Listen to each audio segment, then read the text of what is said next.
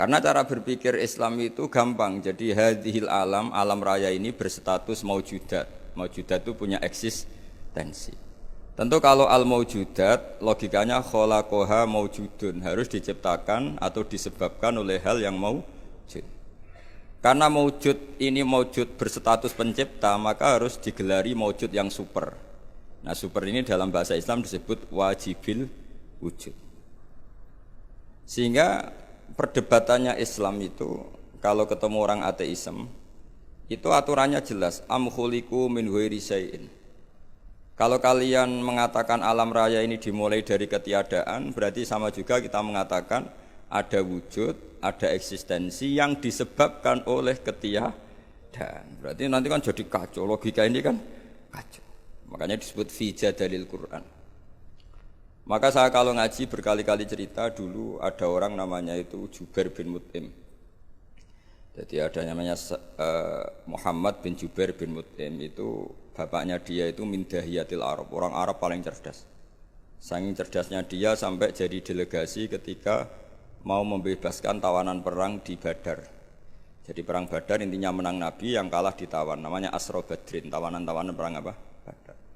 Delegasi yang paling cerdas ini datang untuk negosiasi sama Rasulullah, datang ke Madinah, dia masih kafir. Delalah Nabi pas baca surat watturi wa kitabim mastur fi rakim mansur wal baitil ma'mur was saqfil marfu. Terus sampai pada titik itu pas sholat maghrib. Dia sholat maghrib itu Allah berargumen gini, enggak apa-apa saya ada Tuhan, kata Allah, enggak apa-apa saya ada Tuhan, tapi buktikan kalau kalian itu Tuhan. Caranya gimana? Anda harus yakin kalau Andalah pencipta langit dan bumi. Am khalaqus samawati wal ardh. Kalau Anda bala yukinun, mereka pun dikatakan pencipta langit bumi itu enggak mau, karena memang nyatanya mereka enggak pencipta langit dan bumi. Kalau ada Tuhan selain saya, kata Allah, aruni madza khalaqu minal ardi am lahum syirkun fis samawat. Kalau ada Tuhan selain saya, tunjukkan reputasinya apa ketika aku bikin langit. Mesti melok bangun apa melok menek-menek noto gitu. Am lahum syirkun fis samawat. Kalau tidak bisa bikin langit semua, setidaknya ikut kontribusi. Syirkun itu memberi andil. Urun semen sito atau dua, pokoknya ikut turun. Ya kalau kalian tidak merasa sebagai pencipta, ya harus berpikir bahwa alam raya ini diciptakan tanpa sebab, tanpa pencipta. Am khuliqu min ghairi syai'in, tanpa sebab. Akhirnya si Jubair ini, si Muhammad bin Jubair bin Mut'im tadi, tapi bapaknya itu Jubair bin Mut'im, datang ke Rasulullah, ya Rasulullah, ya Muhammad, ma tarakta li aqlina syai'an. Akalku habis untuk menghadapi argumentasi itu. Makanya saya Islam saja. Sehingga di Islam itu ada tradisi jadalul Quran, apa perdebatan Quran. Dan itu kalau debat, corong Jawa itu sekak mati, ya, corong Jawa dalam sekak. Karena memang argumentasinya, konstruksinya jelas. Sehingga perdebatan Islam dan ateis, makanya di Sarah Bukhari, di Kitab Irsyadus Sari itu ada pertanyaan gini. Kenapa Quran memposisikan hanya berdebat dengan Yahudi dan Nasrani, tidak pernah di situ berrivalitas dengan ateisme atau komunisme? Kata kitab itu mengatakan karena ateisme itu terlalu tidak masuk akal, sehingga diabaikan, perkhilafannya diabaikan. Jadi kira-kira kalau kamu ketemu orang ateisme itu, siapa yang bangun masjid ini? Ya terbangun saja. Jadi dia tidak mau berpikir asal-usul. Misalnya tahu masjid ini yang bangun siapa? Ya pokoknya ada lah. Yang bangun siapa? Enggak ada. Langit bumi ini ada, ya ada. Yang bangun siapa? Ya enggak ada, pokoknya ada aja. Itu kan ngajak goblok bareng.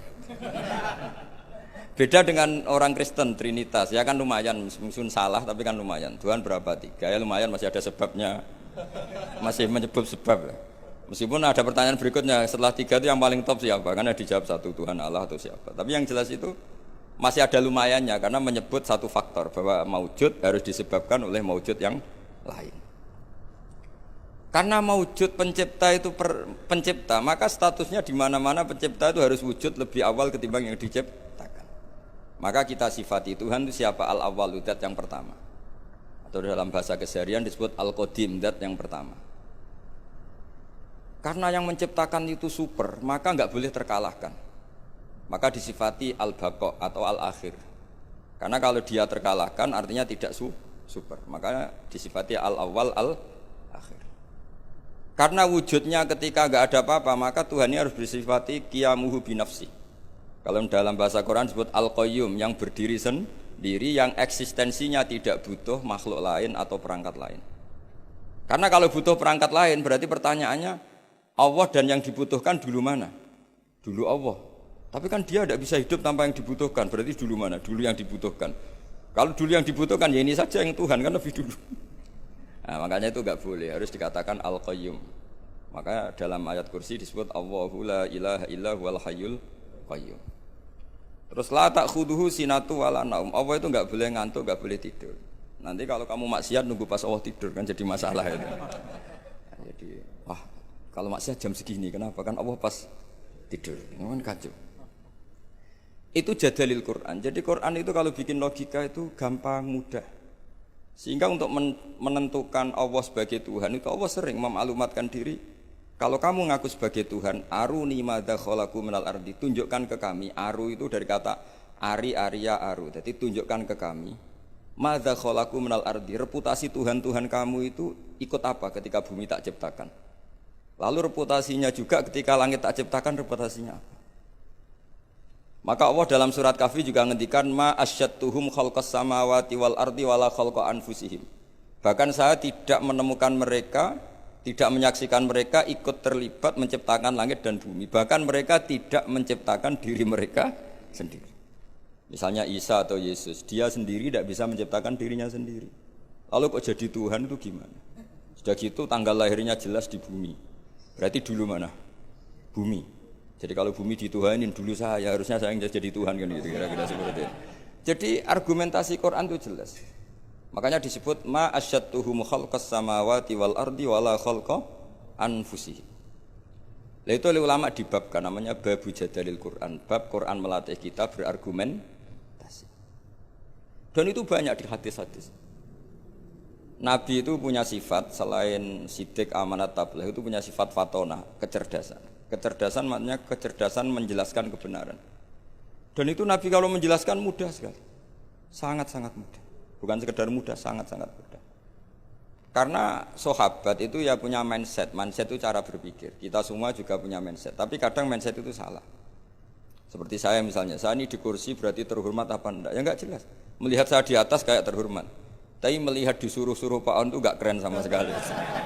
Jadi kan statusnya makmur, diperintah. Terus saya dengan jenengan keren mana? Mungkin ada yang bilang keren Gus Pak, karena Gus Pak yang ngajar, kamu yang mendengarkan. Ya keren sampean. Sampean malas baca, saya yang baca, terus buruh. Terus sudah Gus, sampean yang menerangkan saja, kita tinggal dengarin. Kan kita bos, tompo mateng gitu. Kalau melihat itu ya keren sampean. Corong Jawa itu nyewakno itu. Jadi kalau orang-orang kaya ingin nonton bal, tinggal beli Ronaldo, suruh main terus dia melihat. Nak bener dipuji, kalau enggak dikritik. Namanya bos. Kiai nasibnya gitu. Pak, pas bener dipuji, pas salah dihujat ya loro kabeh dadi kiai itu sebetulnya. Orang luar dipek enake dhewe, napa dipek enake dhewe. Nabi itu kalau menerangkan, saya ulang lagi. Itu pas guyon ya rasional, pas serius ya rasional. Saya beri sekian contoh. Memang ini sesuatu yang saya tekuni.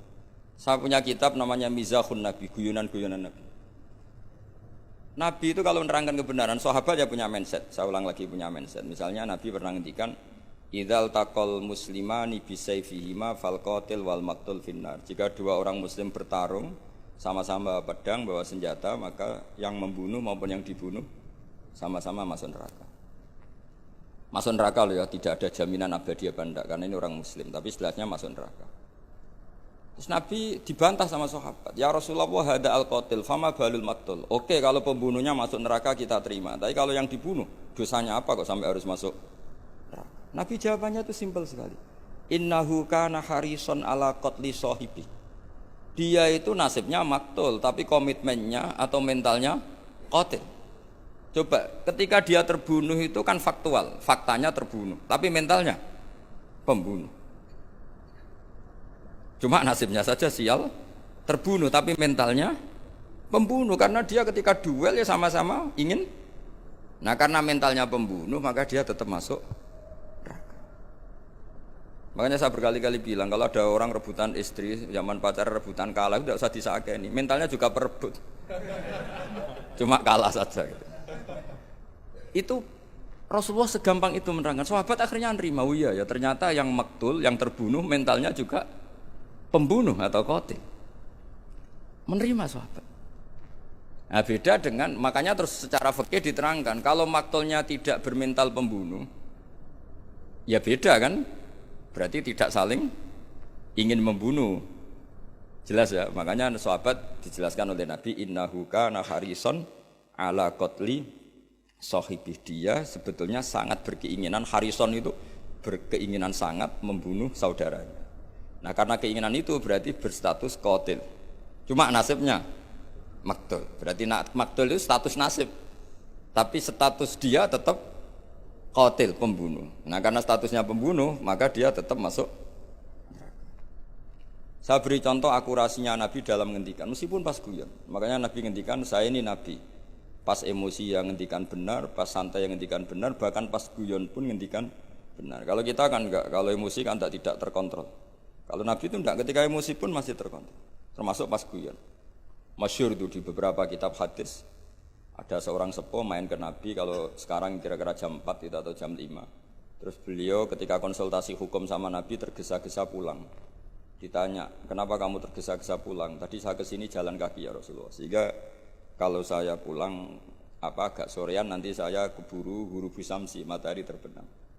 Nabi dengan rileksnya bilang, la ahmilan naka alibni naqah. Karena ini perempuan tua. Dan nanti tak pinjemin anak unta saya. Terus si orang tua tadi protes, apa yang bisa saya perbuat dengan anaknya unta? Nabi ya senyum saja. Terus ngaji lagi, Nabi ngaji lagi sampai dekati huru bisamsi. Terus nyuruh sahabat, ini untaku pinjamkan dia. Dipinjemin unta tua, ya unta betul unta tua, yang layak ditangani. Ya Rasulullah katanya anaknya unta, ini kok untanya tua? Ya meskipun tua anaknya unta ini kata dia. Ya, jadi Nabi guyanya itu rileks kan. Jadi ya unta meskipun tua namanya apa? Ya anaknya unta kan. Andai kan Nabi kayak kamu mungkin diterusin, orang masih tua ya anak unta orang anakmu gitu.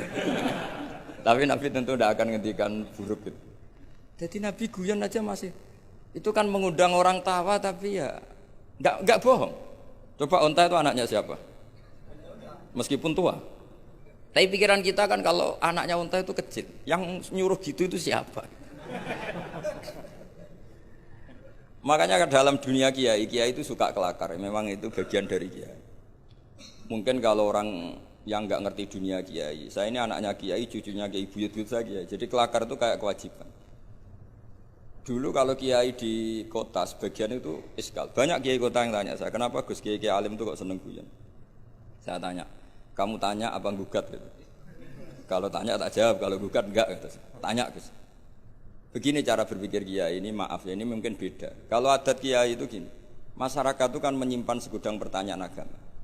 Dan itu malu kalau kita terlalu wibawa. Segan. Kiai itu kan sudah alim, orang walim itu bawaannya wibawa. Kalau enggak kelakar itu orang enggak berani tanya. Sehingga memang kiai harus punya sisi rileks. Supaya yang tergumpal pertanyaan berani mengutak. Meskipun harus punya sisi aura karisma untuk menjaga wibawa agama. Dan kiai itu bisa semua, ya kadang karismatik, kadang guyon. Ya seperti kita ngadepi anak istri kan gitu, kadang kita wibawa di jam belajar. Tapi kalau sampean wahai blojo terus wibawa istri tidak berani, bisa gak ada masakan gitu. Ada saat kita harus kelakar. Makanya Rasulullah itu saking seringnya kelakar itu sampai orang tanya itu urusan pribadi sekali. Ya Rasulullah tadi saya hubungan suami istri, hubungan intim, lalu tidak keluar mani, tidak inzal. Saya harus gimana? Harus wajib mandi enggak? Itu ditanyakan. Karena Nabi kalau sekali rileks, sekali kelakar itu, sekali guyon, itu sahabat hal-hal pribadi saja ditanyakan. Andai kan Nabi terlalu wibawa, maka hal-hal harian yang terkait suami istri tidak terkuak. Sampai ada seorang perempuan ngaji itu tanya, ya Rasulullah kalau perempuan bermimpi keluar mani gimana? Itu perempuan pinggirnya itu menghujat, kamu itu bikin kita malu di depan Rasulullah. Masa gitu Nabi rileks jawab, innallaha la yastahi minal haqq. Allah itu tidak malu membicarakan sesuatu yang hak. Jadi itu kenapa kiai-kiai itu jaga energi guyon, karena kalau sampean memang bisanya guyon, mau tidak mau harus guyon. Itu karena tadi untuk menjaga energi tadi.